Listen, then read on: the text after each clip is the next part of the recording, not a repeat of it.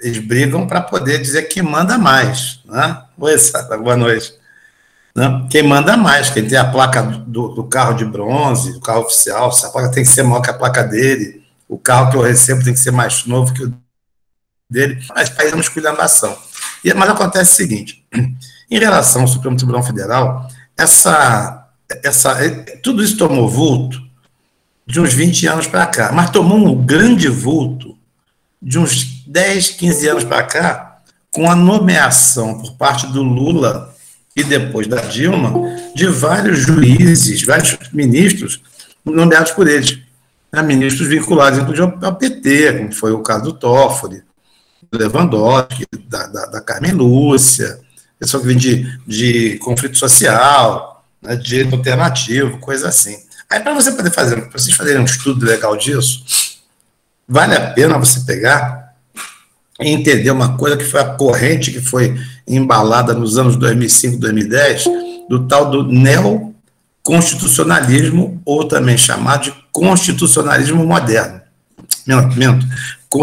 Constitucionalismo contemporâneo. Oi, Pelada, boa noite, tudo bem, meu amigo? Por que isso?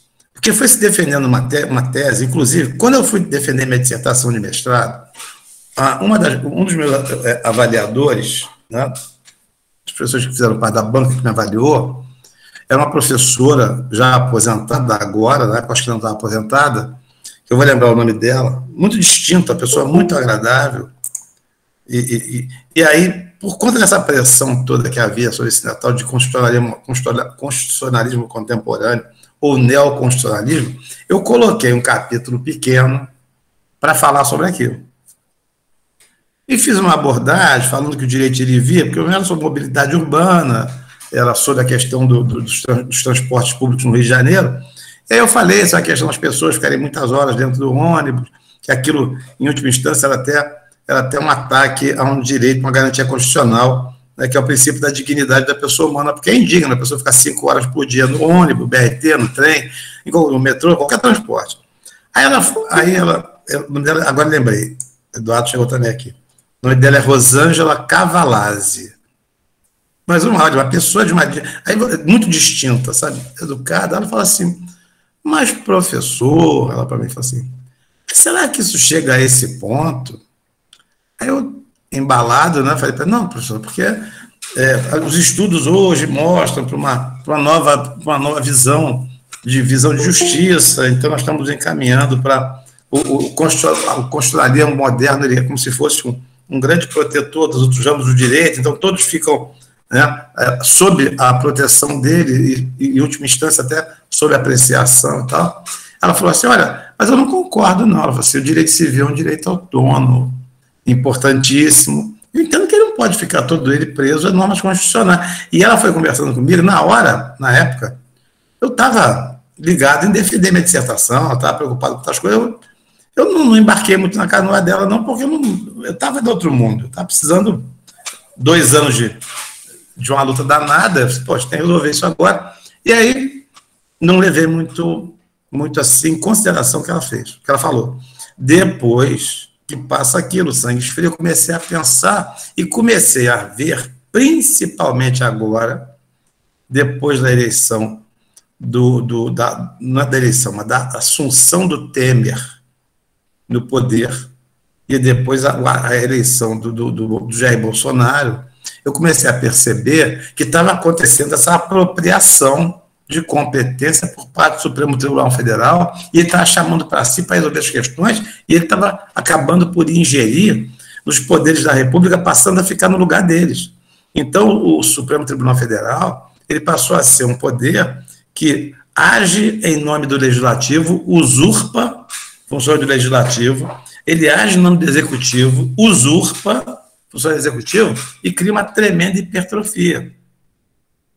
Mas isso aí vem de quando houve a Constituição Federal de 88, que foi criado o STJ, com os 33 ministros, que ali gerou, naquela época, olha só que coisa absurda, vocês vão pensar que eu estou brincando, mas eu estou falando sério, infelizmente. Criou um imenso ciúme dos ministros que ficavam no STJ, que são 33, e os ministros do STF, que são 11, sabe por quê? havia uma coisa que eles apelidaram de apropriação de competência, ou apropriação de jurisdição. Eles diziam que os juízes do STJ, eles faziam de tal maneira as ações andarem, que as impedia que fossem o STF. Mas eles faziam, hoje entendo eu, da maneira correta. Por quê? Porque quando se estava discutindo ali, o STJ cuida de descumprimento de matéria de ordem de lei federal. E o STF cuida de descumprimento de ordem de norma constitucional. Então, o STJ, realmente, ele atuava simplesmente aonde? Nas ações em que se alegava e até se comprovava o descumprimento de normas de natureza federal. Mas aí, com essa história de constitucionalismo contemporâneo, tudo virou constitucional. Você vê que hoje, uma relação, olha só, um julgamento, uma relação de consumo de um contrato, onde tem um juros fixado um pouco maior, uma cláusula um tanto ou quanto não bem entendida, o juiz de primeira instância, você sabia que o controle de constitucionalidade brasileiro, ele é difuso, né? Ele é concentrado. Qualquer juiz pode alegar inconstitucionalidade. Então, o que acontece? Um juiz de um juizado especial, civil, apreciando um contrato dia a dia das Casas Bahia, ele pode encontrar ali algo que lhe suscite a hipótese de uma inconstitucionalidade. E ele declara a inconstitucionalidade e invalida aquele contrato e faz um fuzuê.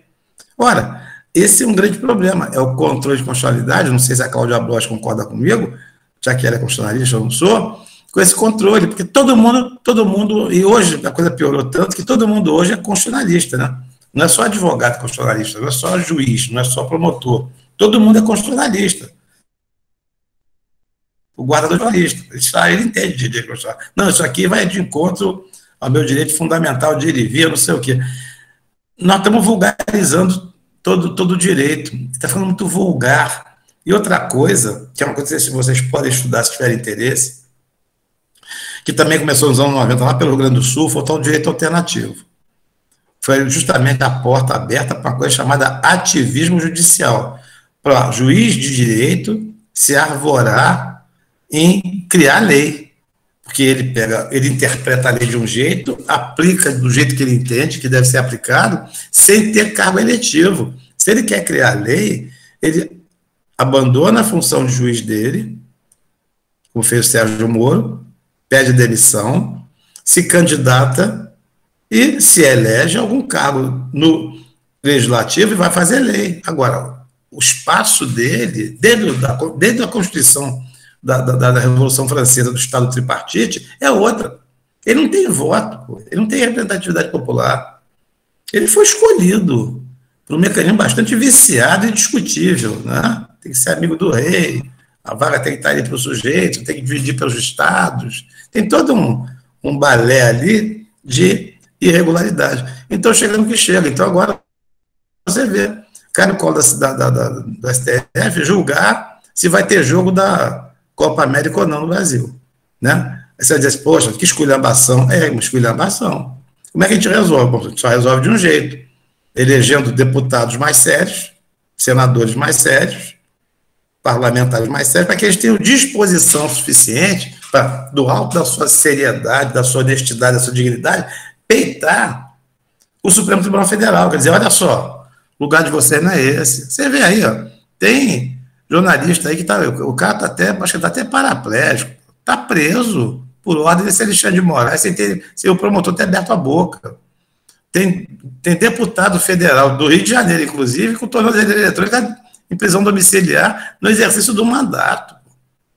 O cara inventou o flagrante perpétuo, pô. O cara criou um monstro jurídico, um palhaço jurídico, uma fantasia jurídica que não existe. Você sabe que não existe mandado de prisão em flagrante, né? Porque a prisão em flagrante ela acontece porque o flagrante está acontecendo da prática delituosa. Então você vê que nós estamos vivendo um mundo do Kafka. E isso é um perigo, sabe por quê? Porque isso, na verdade, é aquela história do ovo da serpente, isso é o começo da ideia desses caras. Eles querem subverter esse país todinho, estavam conseguindo. E as coisas balançaram. Nós estamos hoje diante de uma gestão mais séria, de gente mais correta, de gente mais honesta, coisa assim. Não vou fazer aqui discurso político, não, tá? Pelo amor de Deus. Não vou entrar nessa, não, porque senão a gente vai começar, a gente fica inimigo um do outro por causa de bobagem. É tolice. Eu estou dizendo o seguinte: eles têm um projeto de poder perigosíssimo. Esses caras têm uma tendência comunista, socialista, de verdade. Isso é brincadeira, não. E não é, isso não, e tem tudo quanto é lugar. É o Foro de São Paulo, né? É aquela história lá do Biden nos Estados Unidos, lá com aquela vice-presidente completamente louca, tá? Que debocha das pessoas, que está enlouquecendo. Foi para Guatemala agora para dizer para ninguém, um guatemalteco ir para os Estados Unidos. Você não vão para lá. E ela que defendia, né? Equilíbrio das ações, amparar uns aos outros, não sei o quê. Está todo mundo enlouquecido, né? Esse Macron, que anteontem levou um tabefe na cara lá de um transeunte, de um cidadão,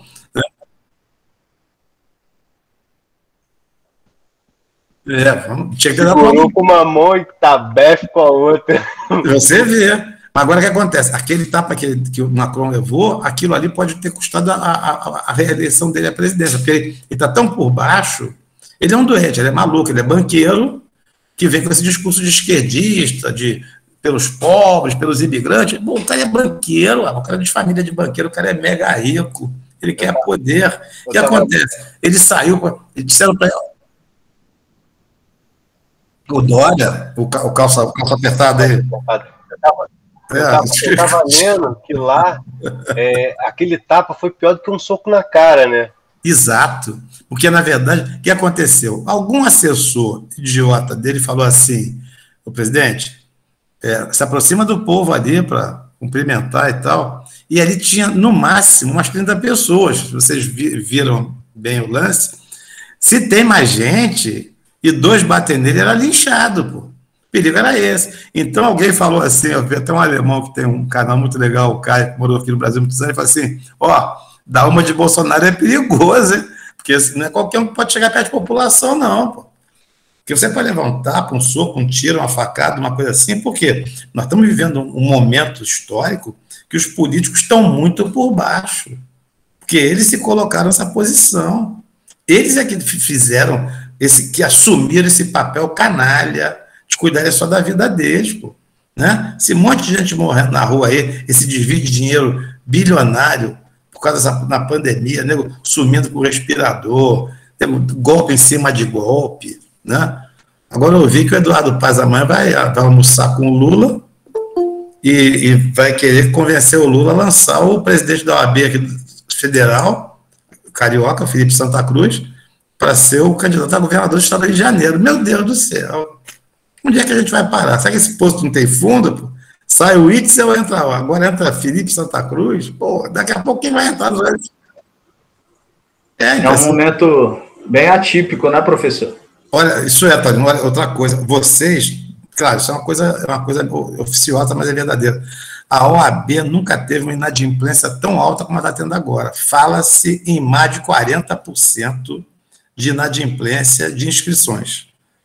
Por quê? Não é só porque os advogados estão sem dinheiro, não. É porque eles estão descrendo da própria OAB, que já foi uma instituição extremamente prestigiada no Brasil.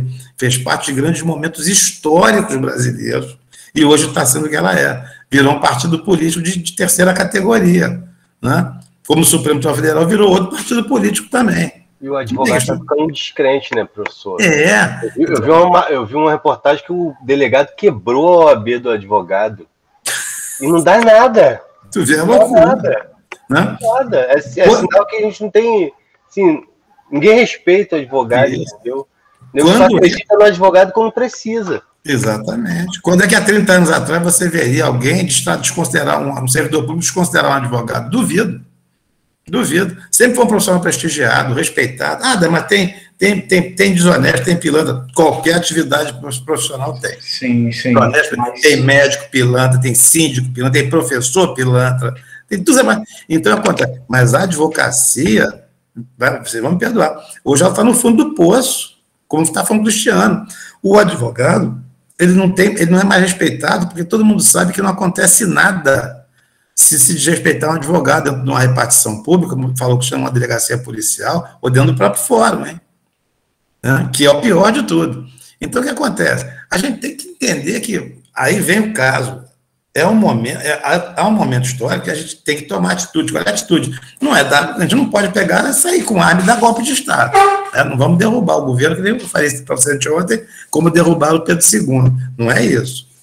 Agora, a gente tem que ter consciência de votar melhor e também reivindicar. Ir para as ruas, parece que não funciona? Funciona. Político só tem medo de uma coisa, de gente, de povo. Só quem atemoriza a política é o povo. E o povo aonde? Na rua. Vai não sei o quê.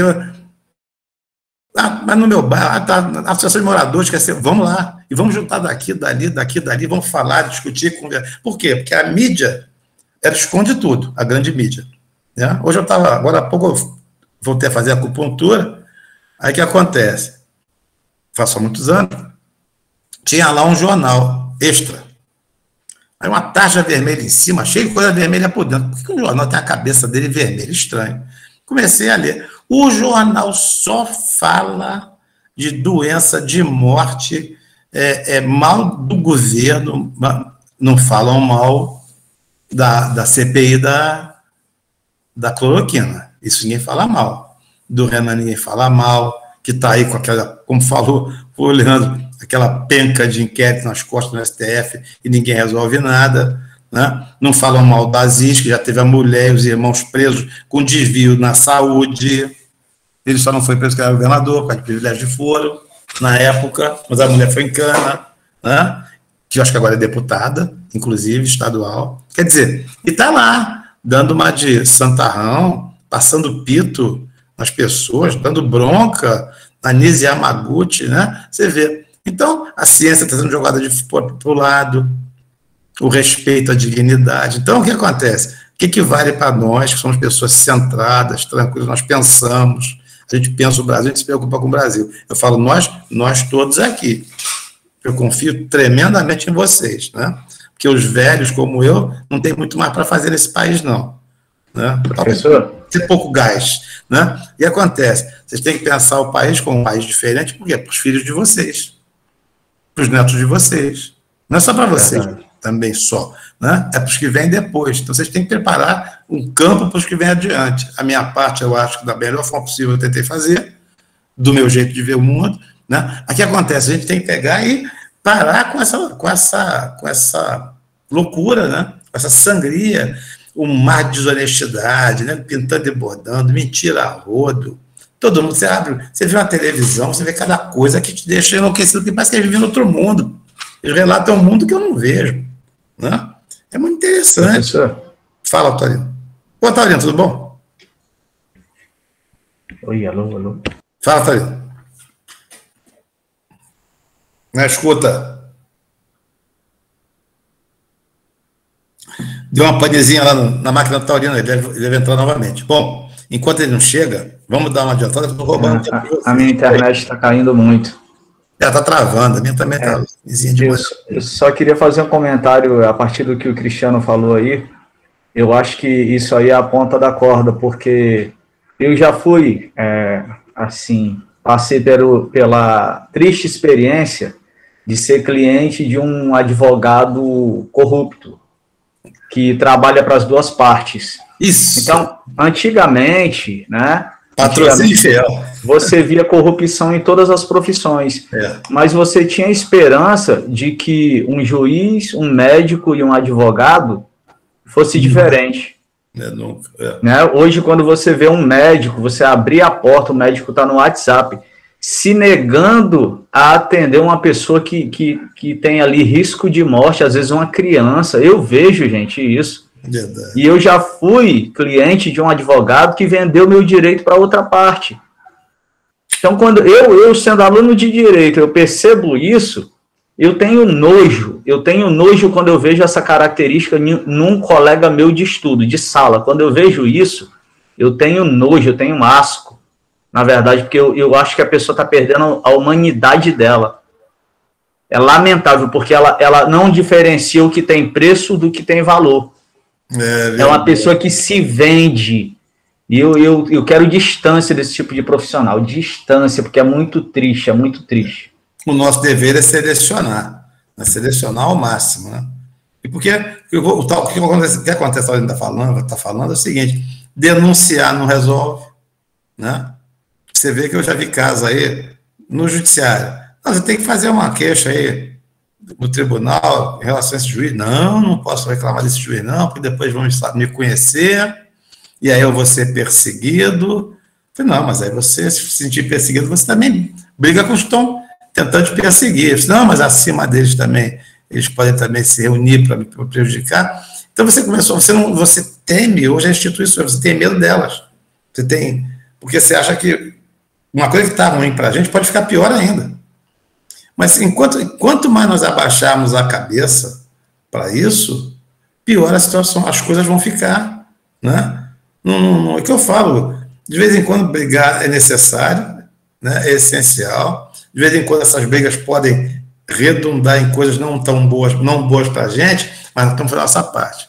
Vamos seguindo em frente, né? A raça humana não chegou onde ela chegou em evolução, baixando a cabeça para tudo e cedendo aos seus inimigos naturais, né? Nós sempre fomos combativos, combatentes, né? Lutamos, tentamos, temos sempre que defender a nós e aos nossos, né? E como falou o Taurino, eu tenho muito medo disso. Rapidinho, eu tenho um amigão que é cardiologista, fiz amizade com ele lá em cima, lá em Mendes, fui secretário de saúde lá, inclusive, até foi pouco tempo que ele conta na história, é mais velho que eu, um pouco mais velho. Ele falou, não, eu fui secretário de saúde lá e tal, mas fiquei só 6 meses, porque eu vi umas coisas que eu não gostei, eu queria fazer umas coisas que eu não consegui fazer e tal. Um jeito muito distinto, tá? Muito digno, pessoa maravilhosa. Aí eu falei para ele assim, olha, eu gosto de você, eu falei para ele, porque você é uma pessoa que você tem uma conversa muito boa, você tem argumentos bons, você tem um trato muito educado, eu me sinto muito tranquilo com você como médico, porque eu vou dizer uma coisa sincera, eu não confio em médico. Aí ele virou para mim e falou assim, não esqueça mais dessa, assim, mas eu também não. Isso médico falando para mim. Por quê? Não, porque eu sou um médico da antiga, ele é formado há mais de 40 anos, tá? E aí ele falou assim, daí, o que eu tenho visto, assim, é muito erro médico. Eu tenho visto muito desleixo, muito descaso de colegas mais novos e tal, e até outros antigos. Então, eu sou muito cuidadoso, muito criterioso para escolher os médicos para cuidar de mim, porque já teve melhoria, tem um sistema de saúde sério já. Então, ele fala isso, então a gente tem que ser muito criterioso. É porque vê o que está acontecendo hoje com essa confusão, essa pandemia. Não, porque fulano é médico e ele falou que isso aí não dá certo, não. A pergunta assim, ele é médico de quê? Ele é imunologista, ele é epidemiologista, ele é infectologista, como falou naquela besta do Renan, falou de infectorologista, ele falou uma palavra, ele inventou um nome para médico que cuida de infecções. Tudo bem, aquele boçal ladrão. Aí acontece, o cara não é virologista, o cara não é infectologista, aí você fala assim, não, tudo bem, você não é, mas o senhor tem trabalho escrito? Aí tu vai lá no currículo Lattes do cara, às vezes o cara não tem nem currículo Lattes. Quando tem, você procura os artigos que ele já escreveu. Você procura onde é que ele fez o mestrado dele. Qual foi a dissertação que ele defendeu. Porque tem acesso a ela é aberta. Aí tu procura a tese de doutorado do cara. Qual foi a tese que ele defendeu? Não tem. Aí você descobre que o cara não tem doutorado, não tem mestrado, não tem pós-graduação em nada. Ah, não, ele fez aí um MBA aí, pela internet aí, em corte e costura, com todo respeito às costureiras, tá? Pelo amor de Deus. Bom, então o que acontece? Esses caras incompetentes, sem formação nenhuma, como você vê na sala de aula também, né? O cara que não sabe nada. É isso aí, cara. Todo mundo, você falou, todo mundo é especialista em tudo. Antigamente o cara era técnico de futebol, né? Agora não é, antigamente o cara era engenheiro civil, agora maneirou um pouquinho, né? Mas o que acontece é o seguinte, então quando você vai estar lidando com algum profissional, eu acho interessante buscar logo a vida profissional dele. Você vê que tem muita menina aí, e tem homem também, que entrega o corpo para cirurgião, para cara que é cirurgião plástico, que não tem nem registro junto à Sociedade Brasileira de Cirurgia Plástica, tá? Que não tem curso de nada, que não estudou nada, que aprendeu a fazer aquilo, sei lá, lendo pela internet, não sei. Né? Então, ele tem que ser muito... Porque isso que a Sara está colocando aqui, o Cristiano também concordou. E o Taurino vai concordar, acredito. Hoje, todo mundo o cara fala assim, está dando dinheiro? Então eu vou me especializar nisso aí, que eu vou entender disso. E vou ficar bem com isso aí. Então, fora, professor, também que entra a situação do que o senhor estava falando anteriormente, da desinformação. Acredito que hoje, né, a maioria das pessoas tem acesso à informação e tudo, mas preferem escutar uma conversa de WhatsApp, um áudio, o fulano falou, e tomam aquilo como verdade de uma maneira que até quando você tenta explicar o procedimento, ou porque você trabalha, ou porque você estudou, sabe, um pouquinho a mais, assim, quer compartilhar, a pessoa não tem nem a paciência de querer ouvir. E as pessoas não querem ter a paciência também de sequer pesquisar. Hoje todo mundo é especialista em saúde, todo mundo sabe tudo de Covid, sabe tudo de vacina, sabe tudo de segurança pública. E tipo assim, tá muito complicado, tá muito complicado. O povo tá perdendo, assim, no meu ponto de vista, desculpa quem discordar, mas tá perdendo um pouquinho da noção, do respeito, da educação. Tá bem complicado em relação a isso. E arriscar em situações de, como você falou, de cirurgia, vai porque alguém indicou, fez um procedimento, deu certo, aí vai e faz, aí não é um hospital, às vezes é um fundo de quintal, sem desmerecer, a questão não é essa, mas é questão da segurança mesmo. E assim, existe, cara, é tanta informação em relação a isso, e mesmo assim sempre vai ter alguém que vai acreditar que alguém vai fazer uma cirurgia e vai dar certo porque deu certo com um, vai dar certo com o outro, e é complicado. Tentar alertar, e às vezes a pessoa também não quer ouvir. Verdade, é verdade. Eu digo o seguinte, eu não sei se as pessoas estão hipnotizadas ou estão enfeitiçadas, porque parece que as pessoas estão cegas. Né? É um troço de maluco. Eu cheguei agora, eu vou ter uma acupuntura. Agora, a pergunta da moda, agora, quando olha para a velha, é assim, já se vacinou? Aí eu respondo para todo mundo, não. Você não se vacinou? Não. Tem um problema? Tem. Por quê? Eu estou estudando.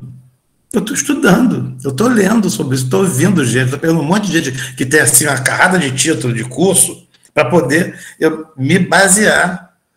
Porque eu descobri que tem certas coisas que podem acontecer, o cara pode ter um AVC, eu já tive, quase morria, né? Não é assim, porque tem vacina que tende o cara a ter trombose. Aquela promotora de justiça lá, a menina, eu falei o nome dela, vou lembrar, Vanessa, eu acho, né?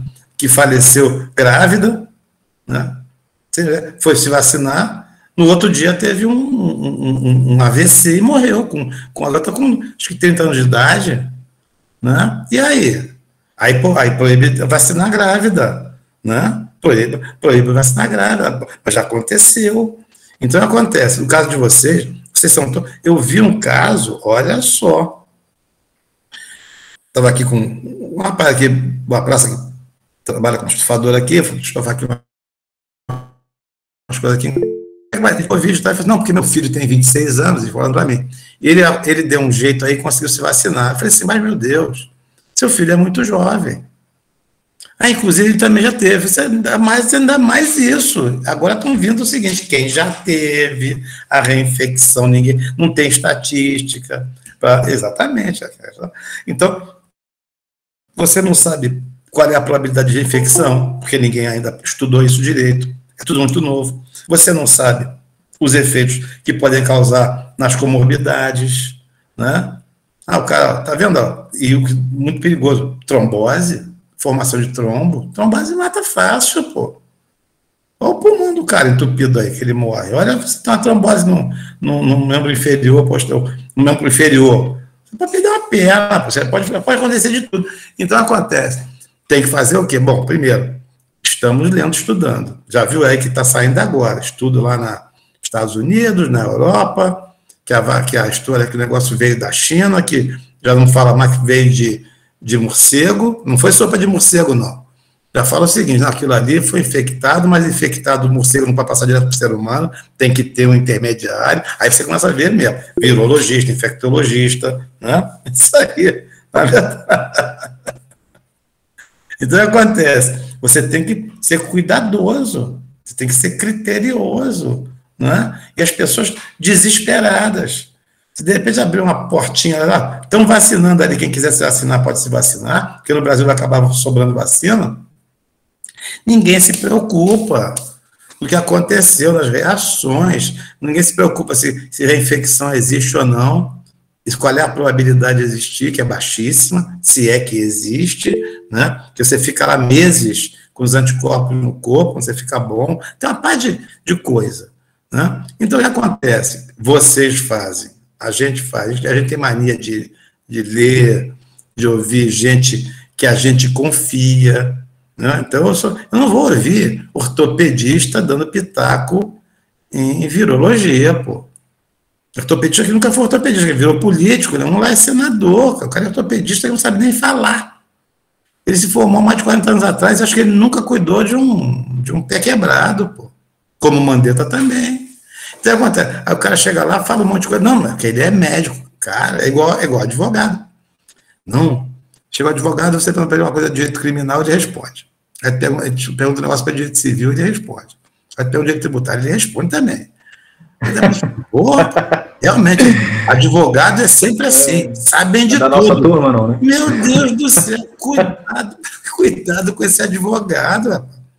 Advogado que responde bate-pronto, é que nem médico responde bate-pronto, só que são coisas muito usuais, muito comuns. É por isso que eu só bato o meu pênalti, o dos outros eu não bato, professor. Exatamente. Eu fico na minha área, eu sei qual é a área que eu gosto. Então ficar em debate de coisa que eu não sei, tem gente que fica falando de coisa que não sabe, meu Deus, você expõe. Eu acho assim, você pode deve falar assim, olha, isso você está me perguntando, eu sempre tenho a tranquilidade de falar, eu não sei agora. Mas me dá um tempo, X dias, que eu vou pesquisar tudo que eu puder, vou trazer para você. Tá legal? E se eu também não dominar o suficiente, ainda vou dizer, ó, pesquisei sobre disso, ainda acho que o meu conhecimento é suficiente. Tá? Então, é uma coisa que você tem que ter, esse tipo de honestidade intelectual, é não mentir, não ficar inventando coisa, não ficar subindo em salto para dar lição para os outros, como se estivesse num púlpito, né? Dono da verdade, ele sabe tudo, não sei o quê. Essas figuras são, na verdade, grandes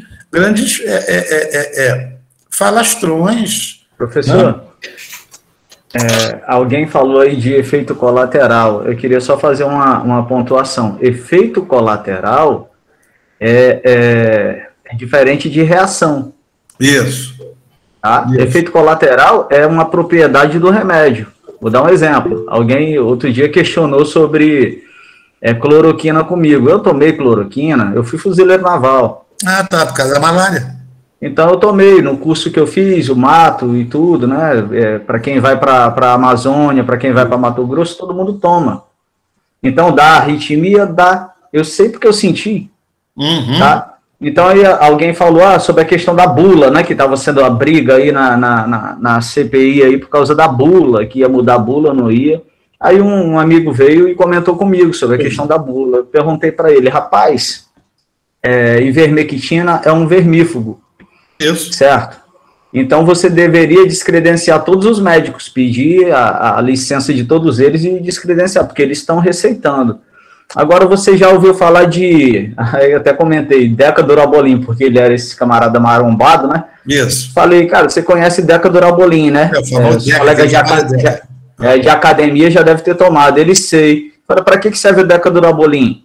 Aí ele, para ficar forte. Eu falei, não, é remédio para raquitismo. Mas que dá o efeito de reter líquido e faz o homem ficar forte.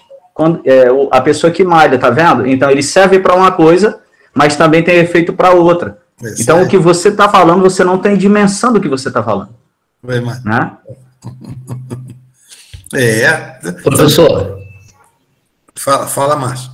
Nessa questão aí, olha só, o que eu passei. Eu já vou para 5 anos no segundo processo para cancelamento de pensão alimentícia. O primeiro levou 1 ano e 3 meses. O segundo está indo para 4 anos. Aí eu conversei com 2 professores nossos, e o segundo virou e falou assim: Márcio, pega a sua carteira de estudante, se dirige ao fórum, se apresenta, conversa, que você vai ter um posicionamento.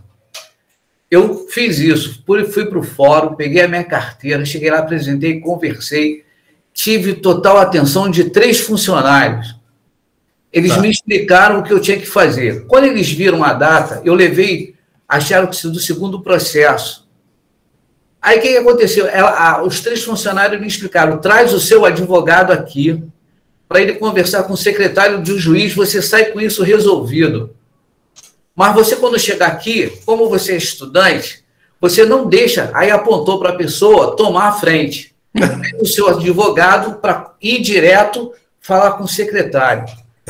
Com um pouco de sacrifício, eu levei o advogado lá. Usando o termo militar, quando nós saímos do escritório, eu perguntei a ele, porque o professor falou assim comigo: se arruma e vai com sua carteira. Quando eu saí com o advogado, eu perguntei: você vai para o fórum assim? Ele falou assim: o que tem? Eu falei assim: na minha linguagem militar, tu está um mulambo.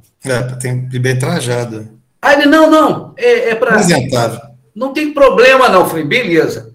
Quando eu chego no fórum, um advogado que está com um processo há 4 anos no fórum, não sabia onde era a vara. Meu Deus. Não sabia onde era a vara. Eu também fiquei por trás deixando ele. Falei. Aí ele perguntou onde era a vara. Ele está há 4 anos com o processo. Quando ele chegou no andar, eu falei assim: aqui eu te ensino, a sala é ali. Porque ele não deu credibilidade à minha fala, que eu estive lá e conversei. Porque quando eu me dirigi a ele, eu falei com ele: eu estive lá, eu conversei, eu fui orientado por 2 professores. Quanto ao professor, sabe qual foi a fala que eu tive dele? Professor sabe muito na faculdade. Eu falei: beleza. Mas quando eu vi que ele não sabia nem onde era a vara, eu falei: caramba, onde eu estou?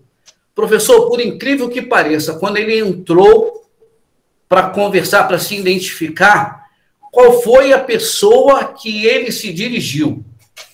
A pessoa que os funcionários falaram comigo. Não vai aquele ali.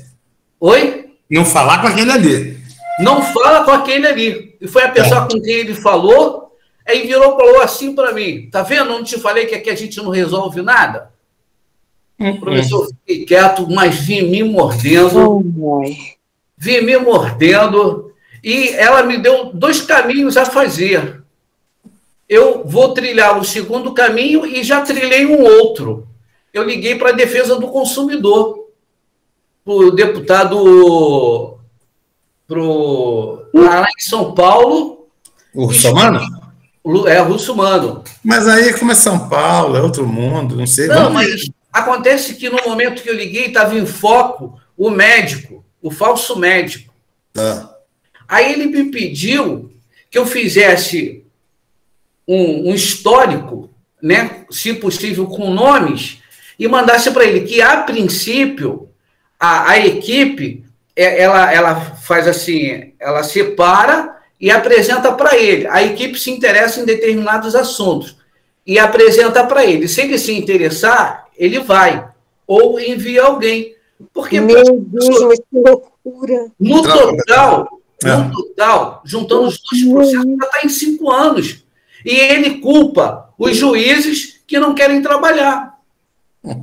Culpados são os juízes. É a rábula. Mas tem que comprar a briga. Olha só, vamos pensar isso com calma aí depois. Tem que pegar por exemplo, a aula que vem, que é terça-feira, se você tiver um tempinho, vamos, quando parar para o intervalo, a gente conversa um pouquinho, para poder completar essa conversa, ver o que pode ser feito, se é que tem como fazer alguma coisa. Tá? Mas agora vai por esse caminho, faz esse resumo mesmo, se ele pediu para você, tudo bem, que político entra em qualquer lugar, né? Sabe disso. Talvez tenha a influência dele, do partido republicano, a partido que é forte no Rio de Janeiro, a gente sabe que político tem penetração no judiciário e tal, porque na verdade você não está pedindo para favor nenhum, só quer que uma ação judicial ande. Eu paguei, professor. É uma ação judicial que quando muito demora ano e meio, se resolve. Não pode demorar 5 anos. Essa era a pergunta que eu tinha vontade de fazer, Márcio. Se você pagou no começo. Porque sempre quando esse pessoalzinho que pede 200, 150, para mover alguma coisa, para pagar o escritório dele, você já sabe que é a rábula. Aqui no meu bairro tá cheio de escritório de advocacia e ninguém é advogada. Todo mundo só colou grau, aí coloca depois um audiencista. Isso é um mercador de direito. Olha só, rapidinho, porque eu podia começar a trabalhar, se eu não tivesse conseguido trabalhar hoje. Quando eu advogava, eu usava a tabela da OAB. A tabela da OAB, ela tem a tabela dos honorários mínimos. Ela tem uma frequência de pagamento, não sei se não é assim. Os honorários são pagos em 3 vezes. 1/3 quando o cliente te contrata, 1/3 na audiência e 1/3 na sentença. A leitura de sentença, publicação, coisa assim. Então, quando eu advogava, eu era enjoado com esse primeiro 1/3, tá? Porque 1/3 eu usava para comprar livro, para poder estudar a questão. Aquele dinheiro era praticamente um investimento que eu tinha para poder trabalhar bem. E aí depois, quando o cliente falou, não, doutor, eu vou adiantar logo tudo, eu falei, não quero não. Por que eu não queria que adiantasse? Porque você, quando tem o dinheiro, quando você recebe tudo antes, você perde um pouquinho do ânimo.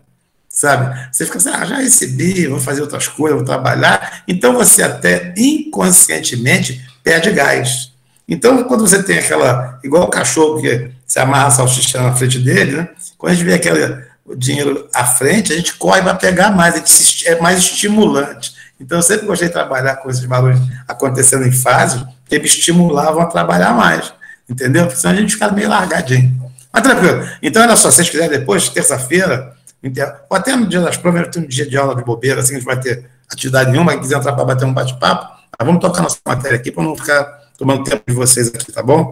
Não é desconsiderar pedrada, não, Neymar. Você sabe que não é. É que a gente tem que ir adiante logo, tá?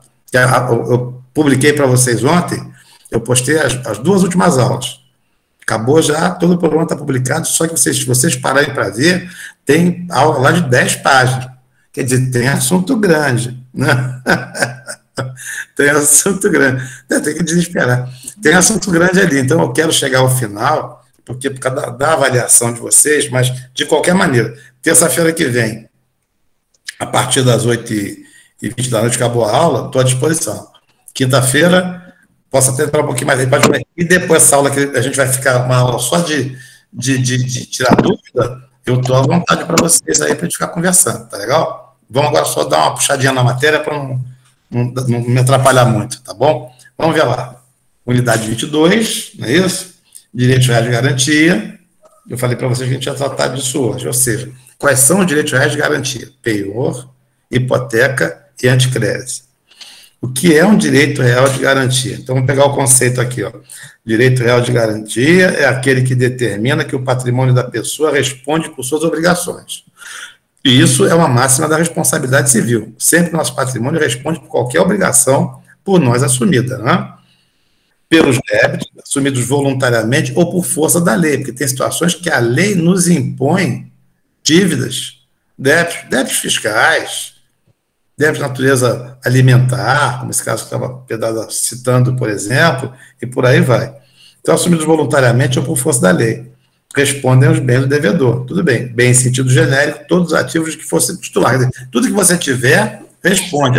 Mas tem bem de família, tem bem penhorável? Tem. Mas essa exceção a gente vai tratar depois. Vamos tratar da regra, né? Então, vamos ver aqui um histórico. Como é que funcionava originalmente a garantia, né? Você sabe que na sociedade primitiva não tinha garantia real. Então, está aqui, faz um documento, leva no cartório. Não. Estamos falando de 2.500 anos atrás. Direito romano, vamos voltar mais um pouco. Direito grego é pouco, mas o direito da Mesopotâmia e tal. Como é que funcionava? Como é que era o sistema? Se eu te devia e não satisfazia o débito que eu tinha contigo, e você levava aquilo ao julgador daquela época, em geral era o quê? Eu era condenado à morte. Não pagou, morre. Morre. Mas tem vários que estão dizendo que o daí não pagou a 3 ou 4 pessoas. Não tem problema não. Mata, esquarteja, entrega um pedaço dele para cada um. Dá a cabeça para um, dá uma perna direita para o outro, a perna esquerda, o tronco para o outro, na proporção das dívidas. Quem mais dever é um pedaço maior. Funcionava assim? Funcionava assim. Ou então, depois evolui, escraviza. Escraviza, bota para trabalhar para você gratuitamente. Daí, Fala, Mara. você falando isso aí me lembrou uma passagem bíblica, Sim. onde há uma viúva de Serepta, que ela ficou viúva e não tinha nada, o marido só deixou dívida, e a pessoa foi cobrá-la e levaria os filhos como escravos. Isso. Porque ela não tinha nada. Isso. Interessante, né? Isso. Eu falo até sobre isso. Eu coloquei. Quando não era a pessoa, era a mulher dele, eram os filhos dele, ou era a família inteira. Em matéria penal, quando o sujeito que praticava um crime se evadia, ele fugia, o que fazia o juiz da época, o pretor, o juiz romano, assim, mandava ir na casa dele e prender o irmão, e matar o irmão. Porque mas não foi ele que praticou o delito, mas ele é o parente mais próximo. Né? Pega o pai, né? Sacrifica alguém da família. Então, esse era um sistema muito mais parecido com aquele princípio da reciprocidade da lei de Talião, né? Ou da regra, que não é uma lei, que não está escrita, a regra de Talião, a regra do talho, da reciprocidade. Né? Mas o que acontece? O direito romano, eu coloquei para vocês o seguinte, tem dois momentos distintos. Desde das 12 tábuas, que é uma lei rígida, estruturada ainda antes de Cristo, alguns séculos antes de Cristo, que ela tratava dessa maneira, tá, de aprisionamento, de vender o sujeito como escravo, de matar o sujeito, esquartejar, né? As coisas mais... Ezequiel 18 aqui, Taurino colocou, né? As coisas mais brutais. Exatamente. Então você vê que muitas passagens bíblicas são fixadas também pela responsabilidade pessoal, são também fixadas pelos textos legais da época. Tá? Exatamente. É isso mesmo. As pessoas às vezes fazem a leitura decodificando apenas os signos linguísticos e esquecem de fazer a contextualização. Porque você está... Era a realidade daquela época. Né? Se você imagina você pegar um romano, daquele que escravizava o devedor, trazê-lo para o ano de 2020 e ele descobrir em sentido amplo, ele ia ficar horrorizado, né? A negação da divindade, assim, de uma maneira absolutamente desprezível e coisa assim. Então, você vê, cada momento histórico, a cabeça da gente está adaptada àquele momento histórico, né? Vocês veem que tem coisas que, se minha avó fosse viva, pelo menos meu pai e minha mãe já estaria com mais de 90 anos de idade, se ela estivesse viva hoje, ela ia ficar desesperada com muita coisa. Quer dizer, exatamente. Isso aí não combina com o meu tempo, não. Eu estou vivendo outro tempo. Você começa a ficar preocupado com você mesmo, você começa a olhar em volta e se sentir que você está num verdadeiro mundo de extraterrestre. Você pode ver que eu estou no outro planeta, porque eu não me adapto a nada que estou vendo aqui à volta de mim. Né? A gente tem que tentar entender esse mundo, porque tudo está mudando. Né? A evolução é um processo contínuo, né? Não tem jeito. Então, depois quando você tem, século IV, V, essa tal da Lex Poetelia Papíria, que vem com o Código Justiniano, coisa assim, já que é um estudo mais alongado, só para ter uma noção, aí ele já prevêem a questão da garantia real. Por quê? Não. Responsável, primeiro, quem responde não é o corpo da pessoa, é o patrimônio da pessoa devedor. E depois você pode, quando praticar um negócio jurídico, você pode perfeitamente o quê? Se munir de uma garantia numa coisa, numa res. Uma garantia. Por quê? Porque aí, se o sujeito não satisfizer aquilo que ele se propôs com você primariamente, você, de uma maneira secundária, você consegue ser satisfeito. Você tem aquele bem no teu controle, nas tuas mãos. Aí o direito real de garantia, efetivamente, que a gente vê modernamente. Tá? Essas garantias, elas são divididas aqui, tá vendo? Geral, o comum, ou especiais.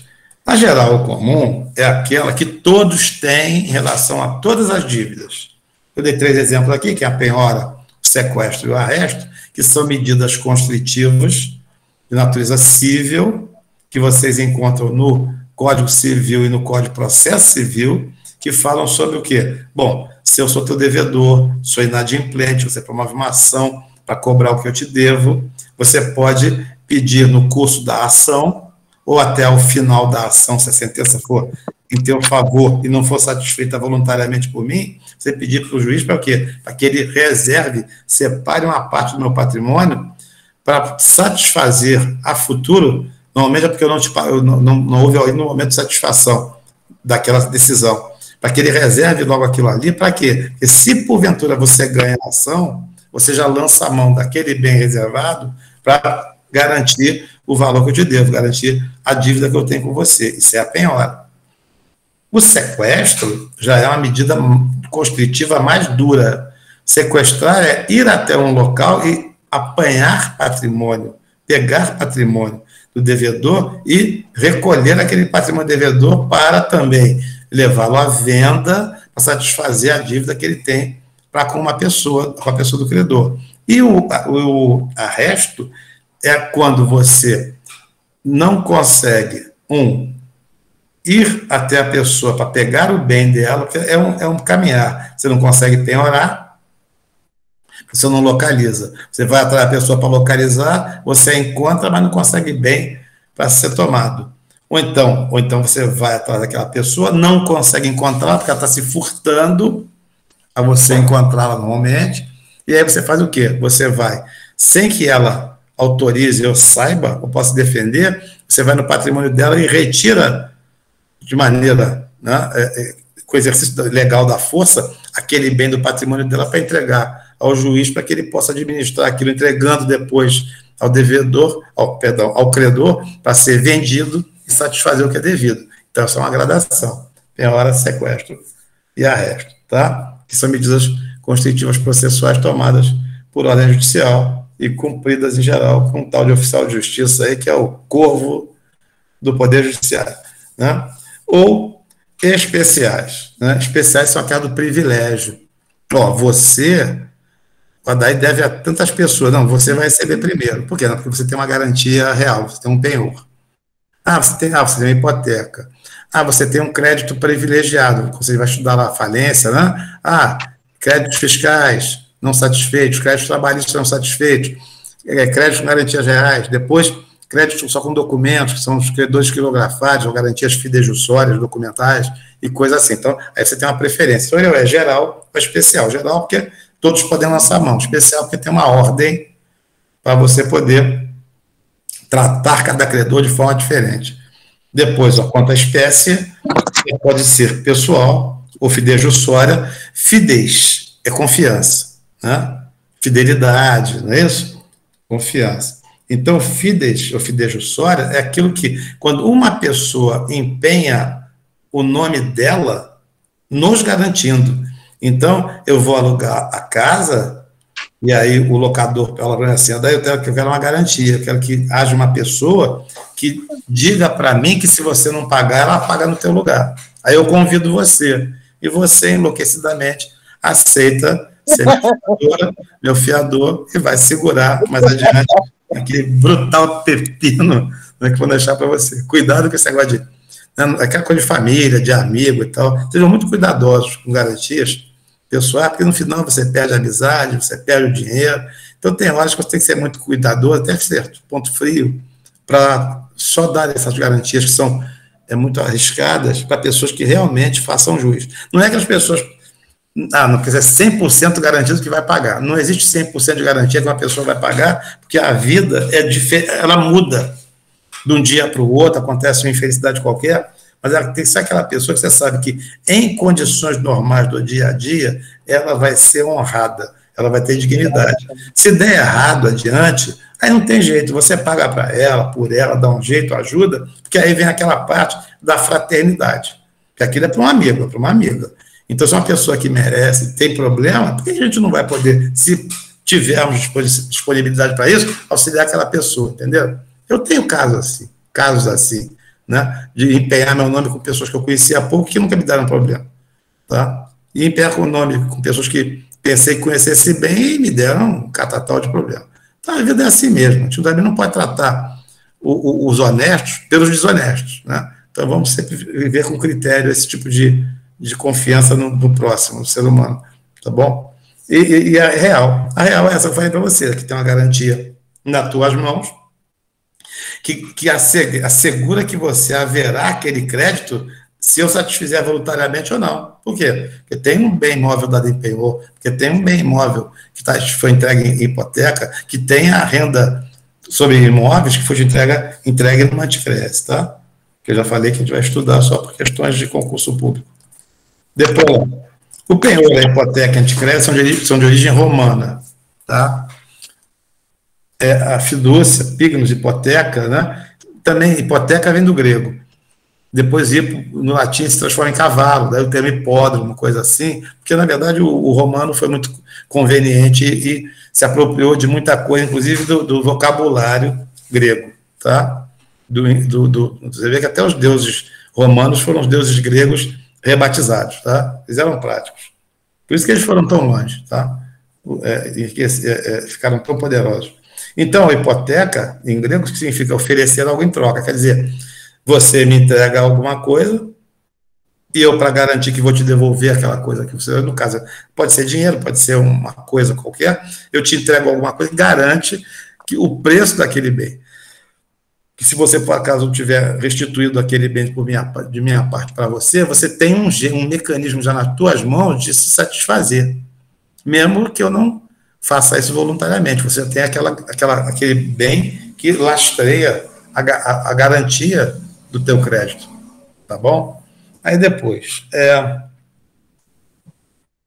falamos aqui anticrese, tá lá, anti, contra, creses, uso. Então, é usar contra, quer dizer, é um crédito que você tem em relação a mim que eu não te satisfaço, aí você usa algo, um bem que eu tenho, para satisfazer teu crédito. Vamos entender como é que funciona esse mecanismo. Ele é inteligente, mas é muito bom na teoria, mas na prática ele não prospera, não.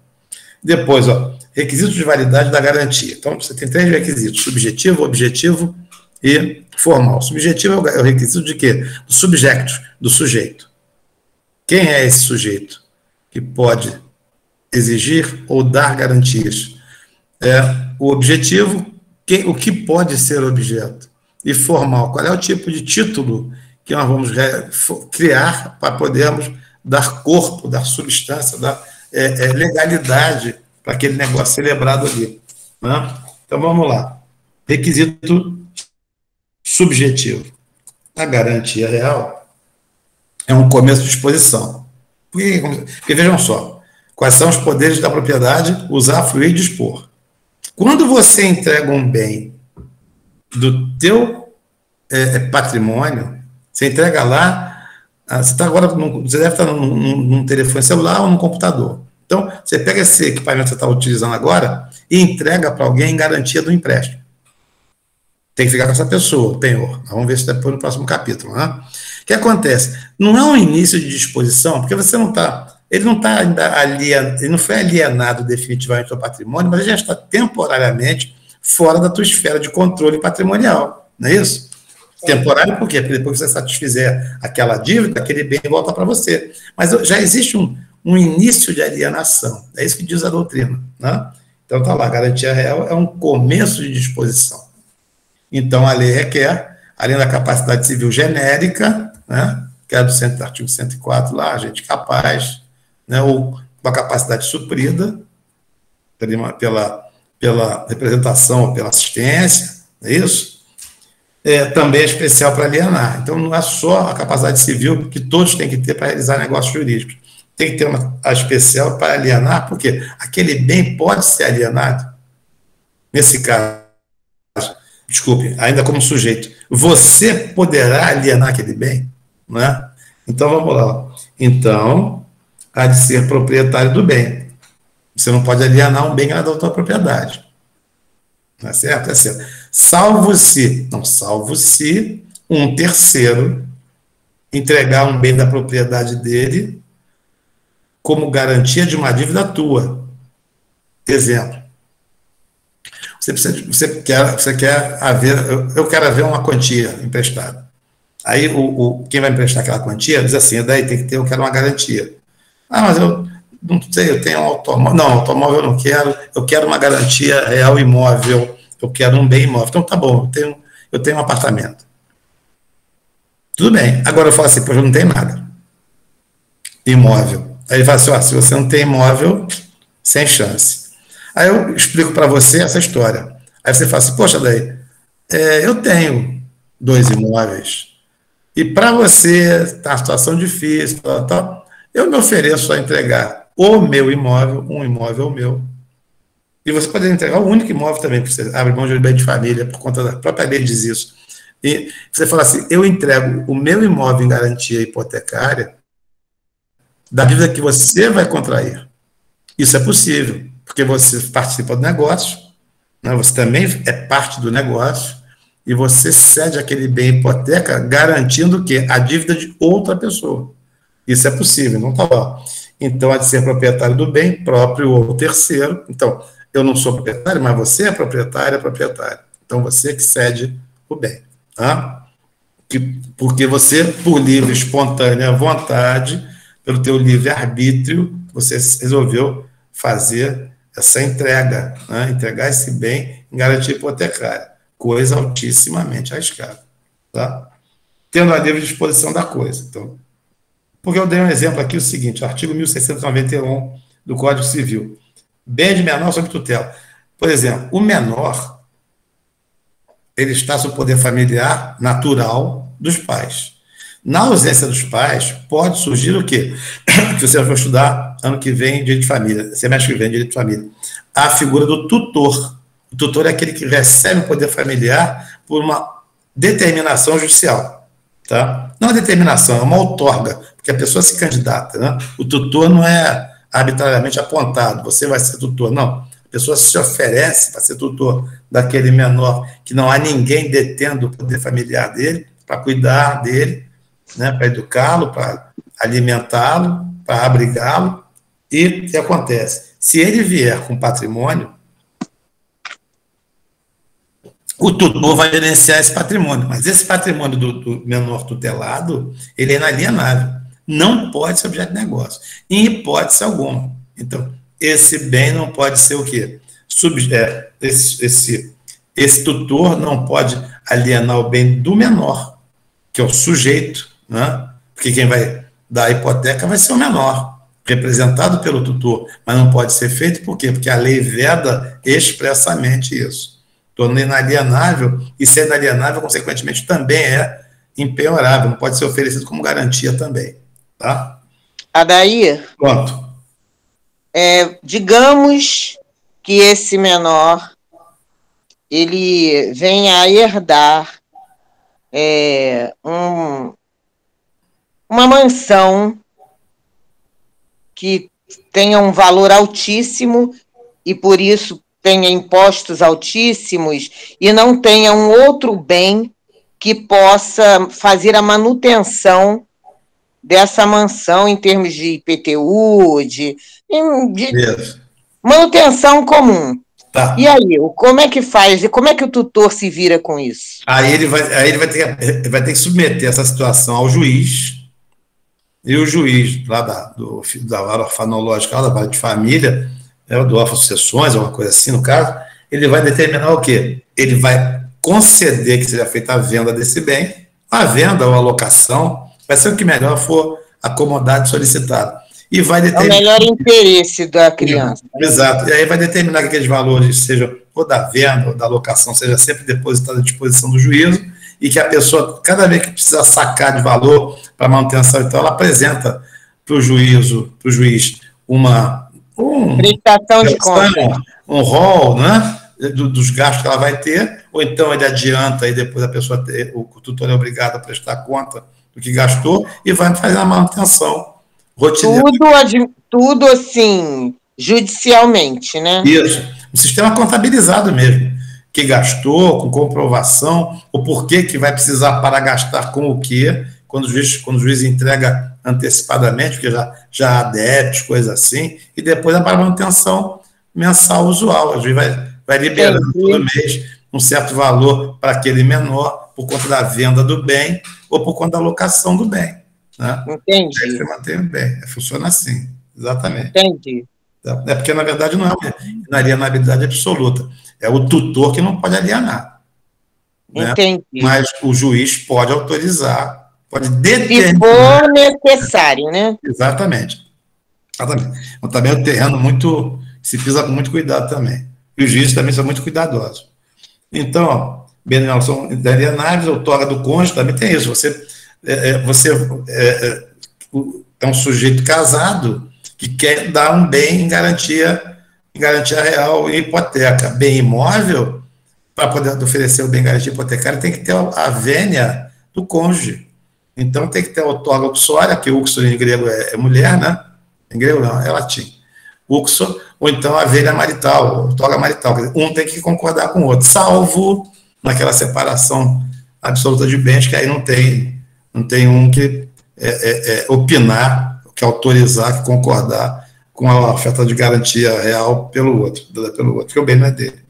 Ele não tem nem participação. Depois, condomínio, eu dei exemplo aqui, ó, unidades autônomas, quer dizer, o sujeito não pode. Ele é dono do apartamento, mas ele não pode vender só as áreas comuns. Eu vou te vender o direito que eu tenho de usar o elevador, usar a piscina e tal, mas não te vendo o apartamento, não. Tem que vender o apartamento pelo princípio do principal acessório, e aí o acessório vai junto, né? Pelas áreas comuns. Pessoa jurídica tem a questão de algumas limitações de contratos sociais, atos constitutivos de empresa, que dizem lá que os diretores não podem dar bens dentro do seu patrimônio particular, não podem empenhar seu nome como fiadores ou avalistas, porque o receio é que numa inadimplência, aquela pessoa ser acionada para arcar com a dívida no lugar daquela que ela avalizou, que ela afiançou, se avança no patrimônio dela, e em última instância se avança até no patrimônio dela como sócia da empresa. Então, você também tem uma limitação em relação ao sujeito. Eles, em geral, não podem, tá? Prestar fiança, dar empréstimos, coisas assim. Bens de pessoa jurídica de direito público. Mesma coisa. Bens públicos, uso comum, uso especial, bens dominicais. Bem de uso comum, bem de uso especial, ruas, praças, viadutos, prédios da escola, prédio da delegacia, prédio do quartel e tal, isso não pode ser objeto de alienação. São inalienáveis. Mas os bens dominicais, aqueles que o Estado tem por controle, mas na verdade não tem destinação pública, exemplo, imóvel funcional, por exemplo, é um exemplo que é discutido. Vamos colocar, por exemplo, aqueles bens apresados pelo INSS, está lá parado, está fechado lá na repartição pública, não tem nenhuma utilidade pública, ele pode ser negociado, mas mesmo assim há de haver uma legislação específica, de ter autorização legislativa para permitir aquela alienação, tá certo? E quando é bem público de uso especial, uso comum, não, tem que ter uma norma própria só para aquilo ali, e é de dificílima obtenção, porque ela é antinatural. Tá? Mas vamos alienar ali o prédio da penitenciária. Por quê? Não, porque não tem mais preso lá dentro, não se presta mais serviço público, não presta mais nenhuma utilidade para a população, vamos apreciar isso, vamos ter que conseguir um decreto legislativo, alguma coisa assim, para autorizar a venda. Aí é possível. Se não, o poder público e a pessoa jurídica de direito público, Estado, União, município, não pode vender por ato próprio, só por um ato autorizativo do poder legislativo competente daquele ente, né, da administração pública, tá bom? Depois, requisito, vamos lá, como pode ter objeto de execução? Sim, você não pode, na ação de execução, exatamente, a alienação é obrigatória, exatamente. Tá. Requisito objetivo, vamos lá. Outro requisito objetivo é de alienação. Então, você não pode alienar o ar, né? Você não pode alienar a água do mar, o ar que você respira, coisa assim, né? E o objeto tem que ser disponível, né? Ele não pode, porque tem situações de disponibilidade, por exemplo, é um bem fora do comércio, um bem gravado com uma cláusula de inalienabilidade, por exemplo, que foi gravado uma doação, não pode ser alienado, não pode ser objeto de negócio. Então tem que ser um bem o quê? Que esteja disponível para negócio, para o comércio. São bens inalienáveis, por natureza. Falei, ar, né, que você respira, que a gente respira, o mar, e por aí vai, né? Por disposição da lei, então a lei diz lá, são inalienáveis bens públicos de uso comum especial, então, a lei diz taxativamente, ou por vontade humana, é aquele que você gravou. Adair, vou te doar, eu quero te doar uma casa, mas você concorda com a um gravame de inalienabilidade? Eu falei assim, concordo. Então, a vontade humana, a sua vontade, de encontro com a minha vontade, criou aquela inalienabilidade, tá? Depois, o requisito formal, que é justamente a forma, o documento que vai viabilizar a criação, a constituição daquela garantia real. Então, tá lá. Consiste que o instrumento do negócio deve conter, né? Então, vamos lá. O que ele deve conter? Ele deve conter aqui esses 4 situações essenciais. 1, o total da dívida garantida ou sua estimativa. Então, o valor que está sendo garantido é X. Estimativa, ele é aproximadamente, porque vai ser daqui a tantos anos, é alguma coisa que pode ser que oscile, pode ser variação de inflação. Então, você pode dar uma estimativa não pode ser alguma coisa perdida no ar, não. Tem que ser algo que tem uma base de racionalidade, tá? Depois, prazo a pagamento. Vai ter que ser resgatada a dívida em X meses para poder executar a garantia real. Você tem que ter um prazo. Dizer que, porque a partir daquele prazo vencido, não havendo pagamento, consequentemente, o quê? Já suscita a possibilidade de dar execução da garantia real. Depois, taxa de juros, se houver. Por quê? Hoje é permitido que, inclusive, pessoas naturais façam um negócio umas com as outras, cobrando juros mensais. Tá? O juro mensal pode ser, por uma lei de 1937 ou 34, que é a lei da usura, pode ser até o dobro dos juros legais. O juro legal é 6% ao ano. E você pode cobrar até o dobro, que é 12% ao ano, ou seja, a gente pode cobrar até 1% ao mês. Qualquer negócio pode ter cobrança de 1% ao mês, tá? Entre pessoas naturais, inclusive. O sistema bancário é diferente, porque a legislação bancária, financeira, a legislação das instituições financeiras, as instituições bancárias, são regidas por outras regras legais, tá? Regras de Banco Central, de questões de ordem do Ministério da Economia e coisas assim. Então, pode ser superior. Tá? Por isso que o cartão de crédito cobra 15% ao mês, aí ninguém entende o que cobra. Porque pode cobrar. A gente não pode apagar. Depois, 4. O bem dado em garantia. Tem que descrever o bem. Ó. É o relógio, o computador, o aparelho de telefone celular, assim, número tal. Né? Ou então, a casa, o apartamento, tá aqui, ó, matrícula tal, registrado no cartório tal, e por aí vai, no registro tal. Depois, a ausência de qualquer requisito retira sua natureza real ou por nível H-ônibus. Quer dizer, se não tiver total da dívida, não tiver o prazo, não tiver a taxa de juros, se é que ela existe, pode não haver nenhum, e não tiver a descrição do bem, aquilo não suscita, não pode permitir a constituição de uma garantia real. E, consequentemente, não tem o quê? A oponibilidade contra todos, que a oponibilidade erga omnes, tá certo? Ele não vai ter. O que é a cláusula comissória? A cláusula comissória é uma cláusula vedada em primeiro momento, porque ela, na verdade, ela só é consentida quando aquele que vai sofrê-la aceita. Aí você não pode, o credor não pode criar essa cláusula. O comisso, via do direito romano, que era o seguinte, é aquela situação que você assumia uma dívida comigo e deixava um bem em garantia. E aí eu avançava com você, eu acordava com você, que se você não satisfizesse aquela obrigação na data aprazada, aquele bem que você deixou em garantia deixaria de ser seu e passaria a ser meu. Entendeu? A titularidade da propriedade se transferiria para mim no imediato momento que você ficasse inadimplente. Isso foi vedado há muito, isso vem do direito romano, tá? Mas já é vedado há muito, porque se pensa, isso aí vem do direito da Idade Média, do direito canônico, do perigo do enriquecimento sem causa, do perigo da avareza. Não, prepara aqui uma armadilha, porque o sujeito não deve te pagar e você fica dono daquilo ali. E tem até uma história para contar depois aí sobre o massacre de advogados do século XIII ou XIV que aconteceu na França, por causa desse negócio aí. Mas tudo bem, isso é outra história. Te conta depois. Mas o que acontece aqui? O comício é vedado. Então, se eu te entregar um bem em garantia, você pode pegar aquele bem e vender aquele bem. Do valor da venda do bem, você pode retirar o valor que tinha devido e devolver para mim se tiver algum a mais, uma sobra, ou me perseguir para pagar se faltar dinheiro. Entendeu? Mas vai ter uma situação aqui da possibilidade. A gente vai ter duas situações, a processual e essa. Ele existe há mais de 2000 anos a fim de impedir a eventual má-fé do credor. Então, começa ali podendo existir, até falei bobagem, não é Idade Média, é direito romano ainda, mas quando se percebe que aquilo estava estimulando a usura, estimulando a malandragem daquele tempo, você cria aqui um negócio ruim para a pessoa não conseguir satisfazer e você se apropriar do patrimônio dela.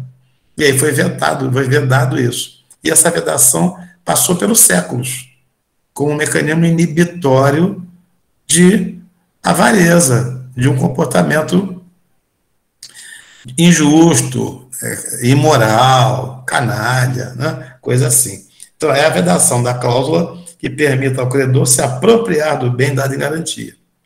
O artigo 1428 do Código Civil permite tal opção somente ao devedor. Isso quer dizer o quê?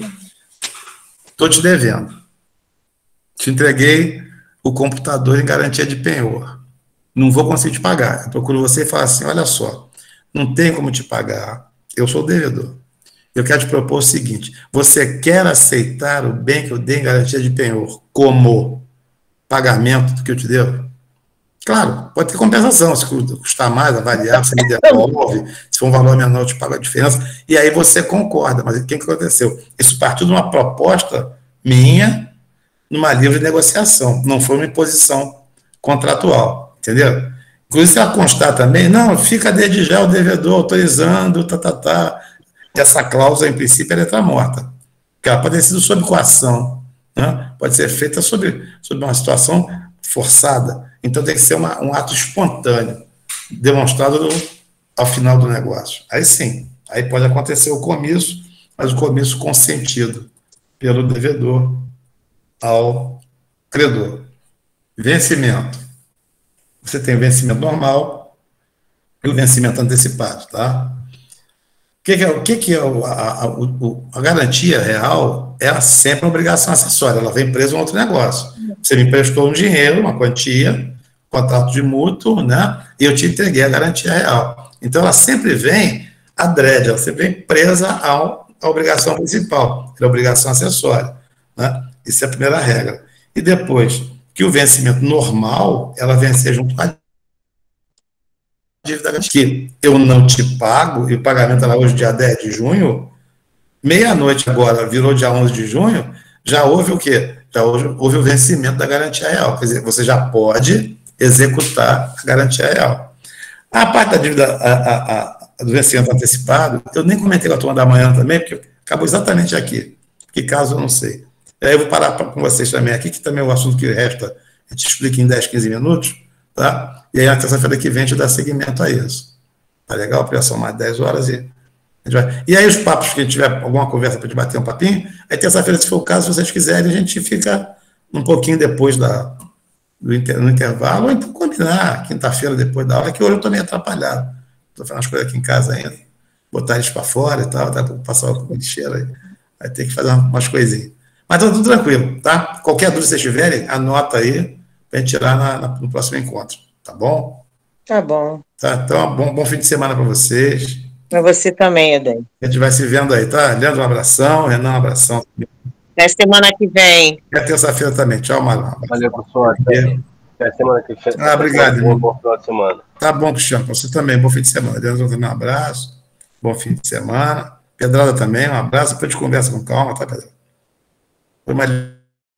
Boa noite também. Fica com Deus. Bom fim de semana.